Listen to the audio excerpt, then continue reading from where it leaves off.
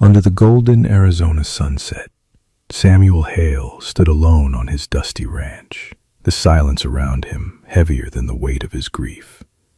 A faint, painful groan broke through the quiet evening air. Someone was hurt, collapsing just beyond his fence. When he reached the stranger, his heart stopped. A strong, fierce Apache woman lay bleeding in the dirt, her eyes burning with pain and defiance. What would he do next? To find out what happened next in their unexpected journey of healing and companionship, read the full story till the end.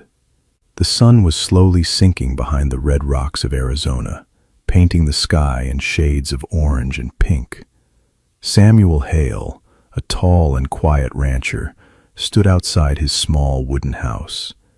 His hands were rough from years of hard work, but his eyes looked tired and empty. 2 years had passed since he lost his wife, and since that day, the ranch had become his only world. He spoke little, smiled even less, and kept people away.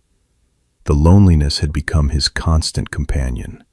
That evening, as he was checking the fences, a strange sound cut through the peaceful air. A heavy thud, followed by a weak groan. Samuel's heart jumped. He grabbed his lantern and walked quickly toward the sound. In the fading light, he saw her. A woman lay on the ground near the edge of his land. She was tall and strong, with long, dark hair covered in dust. Her clothes were torn, and blood stained her side. She looked like a warrior who had fought hard and run even harder.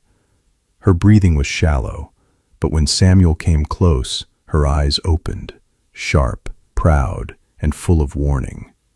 "Who are you?" Samuel asked softly, kneeling beside her. "Niara," she whispered, her voice rough with pain. "Raiders. They attacked my people. I ran." Samuel looked around. No one else was near. If he helped her, the people in the nearby town might talk badly about him. A white man taking in an Apache woman. But if he left her here, she would surely die. His kind heart would not let him walk away. "I'm not going to hurt you," he said gently. "Let me help." He lifted her carefully in his strong arms. She was heavier than she looked, but he carried her inside his quiet house and laid her on the bed. With steady hands, he cleaned her wounds and wrapped them with clean cloth. Niara watched him the whole time, saying nothing at first. As night fell, the house felt different. For the first time in 2 years, there was another person breathing under the same roof. Samuel made simple food, beans, bread, and hot coffee. He brought it to her. "Thank you," Niara said quietly while eating. Her voice was low but steady. "Most men would have left me to die." "I'm not most men," Samuel replied, sitting on a chair nearby. He looked at the floor. "I know what pain feels like." They talked late into the night. Niara told him she was a hunter and a fighter for her people. She had always been strong, always protecting others. But lately, the weight of constant fighting had made her very tired inside. Samuel shared about his wife, how she laughed at small things, how the house felt alive when she was there, and how empty it became after she was gone. For the first time in years, Samuel felt heard. Niara listened with calm eyes that seemed to understand his hidden sadness. She did not offer empty comfort. She simply said, "Loneliness is like a slow poison. It kills you while you are still breathing." Her words touched something deep in Samuel's broken heart. The next morning, Samuel woke up early, expecting to find Niara still weak. Instead, she was already standing near the window, looking stronger. The desert sun seemed to have given her new energy. Her back was straight, and her eyes were clear and confident again.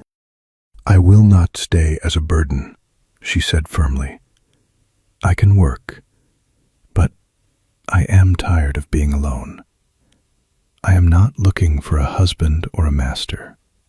I only want a place where I can rest my heart for some time. A place with warmth." Samuel felt nervous. His heart had stayed closed since his wife died, but something in Niara's honest words melted the ice around it. This was not love at first sight. This was two hurt souls recognizing each other's pain.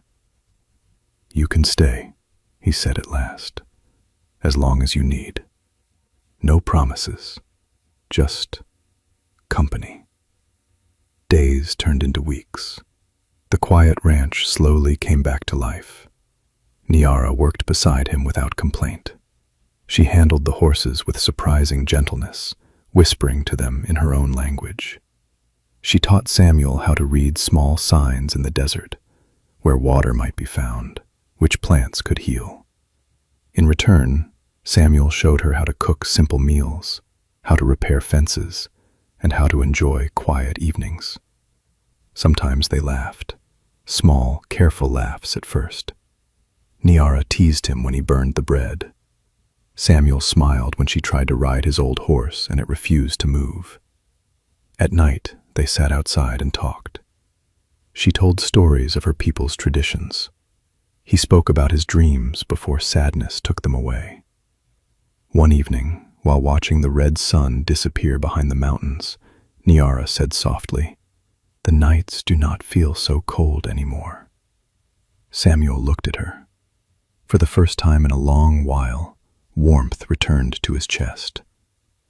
"Mine neither," he replied. They did not rush into anything. There were no dramatic kisses or big declarations. Instead, there was something deeper: respect, understanding, and the slow healing of two wounded hearts. They gave each other space, yet stayed close enough to feel less alone. The ranch, once filled only with silence and memories of loss, now echoed with small sounds of life. The crackle of fire, soft conversations, and the occasional shared laughter. Samuel realized he was no longer just surviving. He was learning to live again. Niara, who had run from danger and exhaustion, had finally found a place where she could lower her guard and rest her tired spirit. Under the same Arizona sky that once watched only one lonely man, now two souls stood together, not as owners of each other's hearts, but as gentle companions who helped each other heal. And in that simple companionship, they both discovered that even the deepest wounds can begin to mend when someone truly sees you. Thank you so much for watching this story all the way till the end. If you enjoyed it, please hit the like button and share it with your friends. It really helps us a lot. If you want to watch more exciting stories like this, don't forget to subscribe our page right now. Tell me in the comments, where are you listening from and what time is right now? And if this story touched your heart, please send some stars. Every single star gives us huge motivation to keep creating more amazing videos for you. See you in the next story. Take care of you, friends.